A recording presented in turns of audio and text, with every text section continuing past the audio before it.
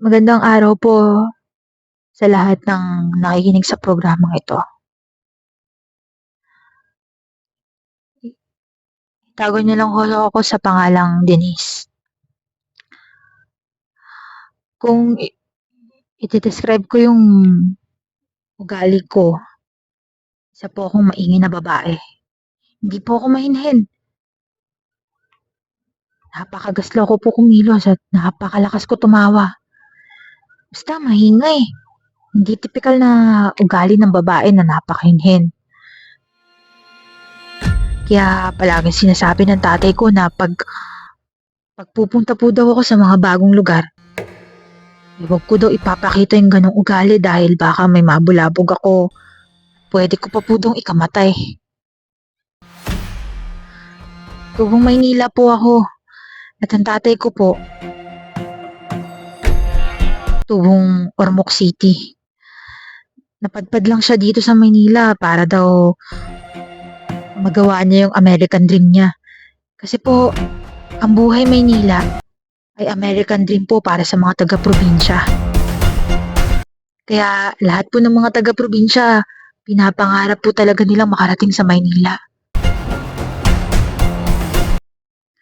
Fast forward po, 23 anyos na po ako. Na isang araw, bitbit po ako at dinala ako ng kasintahan ko pauwi sa bahay dahil sobrang nanghihina at nagsusuka ako. Noong mga oras na yun, nakala ko typical na sakit lang na inaatake ako ng anemia at ulcer. Kasi gano'n naman po ako eh. Tapos yung pakiramdam ko parang mamamatay na ako. Pahiga akong binagsak sa kama nun dahil lantang-lanta na talaga ako. Pagkakita sa akin ng tatay ko, bago ko palang maipaliwanag at ipaliwanag ng kasintahan ko kung saan kami galing at kung anong nangyari sa amin ay agad sinabi ng tatay ko na pagalit, sumigaw na hindi nila tayo nakilala. Bakit hindi mo ginawa yung tinuro ko sa inyo? Bakit hindi ka nagpakilala?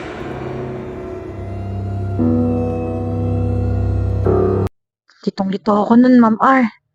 Sabay, agad-agad umalis yung tatay ko pagkasabi niya nun.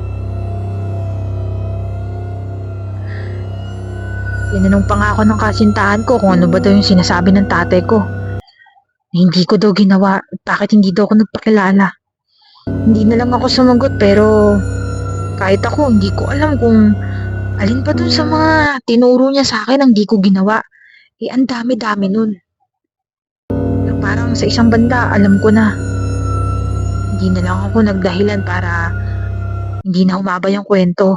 Para hindi na rin magsalita yung mga kapatid ko na nandun dahil alam din naman nila yung tinuro sa akin dahil tinuro din sa kanila.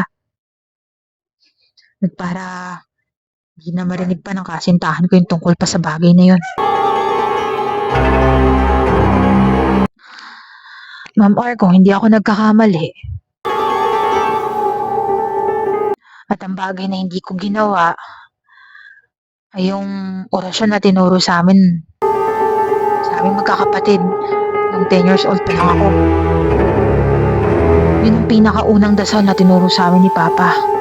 Bale, ang gagawin namin, pag bago pa lang kami sa lugar o unang salta pa lang kami sa isang lugar, ay may hahanapin kaming bagay sa paligid at kakainin namin. Kakainin po namin tapos may babanggitin kami na dasal. Hindi ko na po sasabihin kung ano yun dahil lihim na karunungan lang po yun ng angkan namin. At yun po daw yung paraan para ipakilala sa mga elemento at engkanto kung ano-ano pang mga laman loob sa mga manggagamot o anuman. Sa anumang hindi normal na hindi natin nakikita. Ipakilala kung saan angkan kami galing. At ang gumagawa lang po ng practice na yun ay galing po sa isang partikular na angkan ng mga manggagamot o anuman. Marahil kauri din nila na Pag ginawa po namin yon at nakilala nila kami, ay hindi po daw nila kami sasaktan. Bale, ang sistema po kasi sa mga ganyan, sa mga ganyang bagay, hurim-hurim, hindi ko alam. Masyado po akong modernong babae para maniwala sa mga ganyan.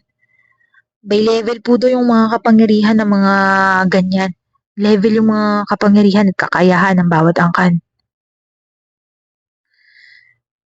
Sabi ng tatay ko, kaya po daw hindi nagagamot ng isang babaylan o albularyo ang isang karamdaman na gawa ng kabilang panig ay hindi dahil sa huli na tulad ng mga napapakinggan natin sa mga kwento dito. Hindi dahil sa sasabihin ng albularyo na huli na, 3 araw na, matagal na, hindi mo pa agad pinatingin sa amin. Hindi po daw yun ganun. Ang dahilan po daw niyan, hindi po daw pantay yung antas na kapangyarihan ng gagamot na albularyong nilapitan mo, babaylan, dun sa gumawa ng karamdaman sa'yo. Dapat po daw, kung malakas po daw ang bumibira sa isang tao, ay dapat humanap din siya ng gagamot sa kanya na may pantay po na karunungan at kapangyarihan. Napapantay po dun sa gumawa nun, na sumpa man kulam, para gapiin po yun. Dapat po pareho para malunasan po yung kahit na anong sumpa, kulam, o epekto ng kahit na anong elemento. Kwento po na sa amin ng tatay namin, eh, balanse na ginawa ng Diyos ang lahat ng bagay sa mundo. Dahil ganun po daw tayo kamahal ng Diyos. May mga malalakas nga po na itim na mahika na nakakasakit sa tao kaya hindi po daw papayag ang Diyos na walang kontra sa ganong kapangyarihan na nakatira din dito sa lupa. Dahil kung ganun po ang sistema, maghahari po ang kadiliman at kasamaan. Kaya hindi po papayag ang Diyos sa ganung sistema. Kaya dapat, kung may bibira po daw sa atin na napakalakas na mahika, itim man yan na nakakasakit, ay hanapin po daw natin yung nilaan ng Diyos na gumamot sa ganong kalakas at ganong klase ng kapangyarihan. Kaya meron pong angkan-angkan or bloodline na nakaklasify sa antas at lakas ng kapangyarihan ng bawat isa. Kaya sa mga kwento na tuluyang nakukuha ng engkanto o ano pa mang sumpa, napatay na daw yung mga sumumpa pero meron pa rin daw pong sumpa kahit napatay na po daw at hindi na po daw malunasan. Sabi po ng tatay ko, mas mainam po daw na humanap kayo ng papantay na lakas ng kapangyarihan ng mga nilalang na yon. Sabi pa po ng ama ko na ang nakakalungkot po daw, yung mga albularyo at babaylan, manggagamot,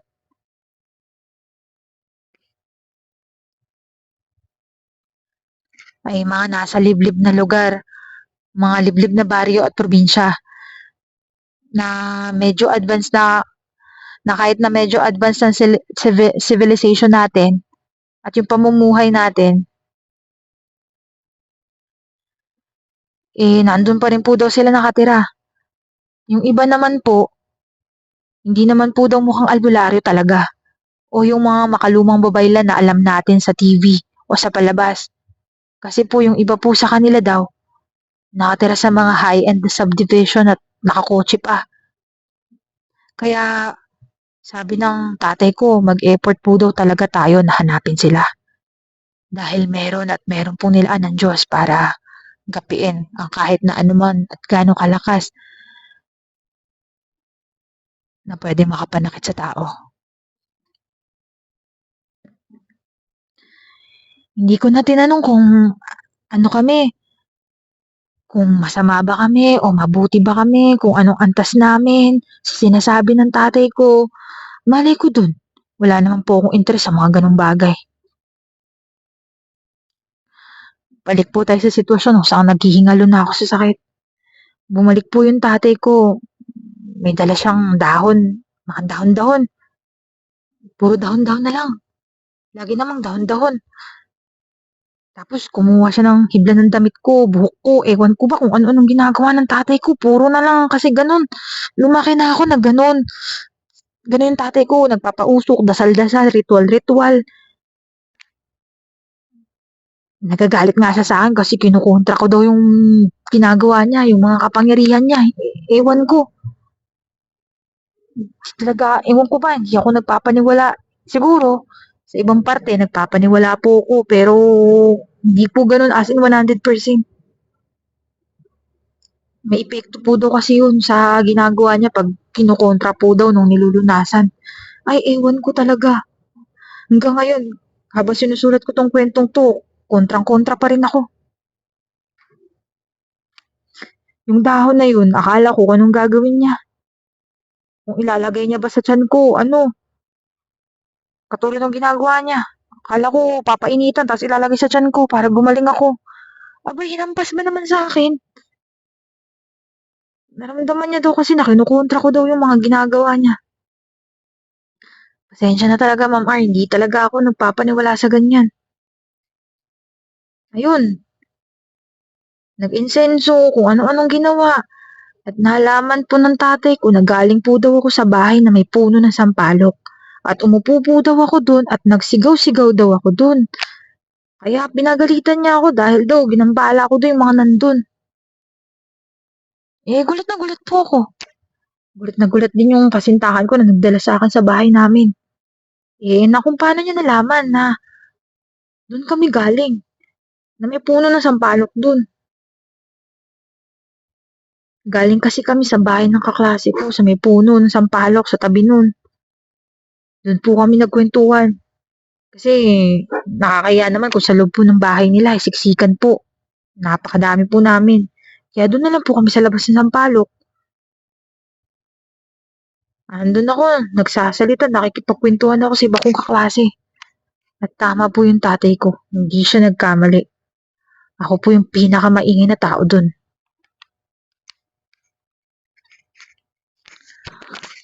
Ang siste pala, gusto na nila na tuluyan ako. Dahil may nagambala daw ako na itim na galit na lamang lupa. Bale, Ma'am R, ang mga lamang lupa po, medyo maiksi po yung pasensya nila kumpara sa ibang elemento na alam natin. Inahamin ko na kasalanan ko din dahil habang nagkukwento ako sa mga kaibigan ko nun ay nag-action-action pa po ako. At alam ko rin sa sarili ko nung habang nagkukwento ako, pasigaw-sigaw po ako at patakbo-takbo pa. Ganun po kasi ako magkwento para mas ma-feel ng mga audience ko yung kwento ko. Ina-action ko. Tapos, sumisigaw-sigaw ako para mas maramdaman nila.